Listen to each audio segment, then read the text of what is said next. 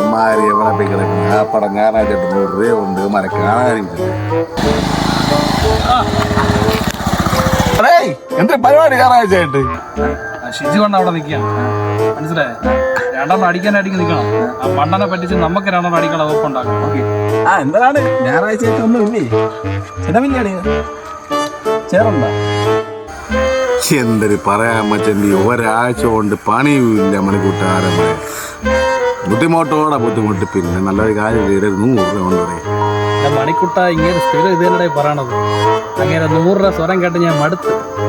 ഒരു കാര്യം ചെയ്താലോ, നീ ഒരു കാര്യം ചെയ്യും. അങ്ങനെ മുണ്ടിന്റെ അടിയിൽ പൈസ ഉണ്ടോ, ഒന്ന് കുലുക്കി നോക്കിയാൽ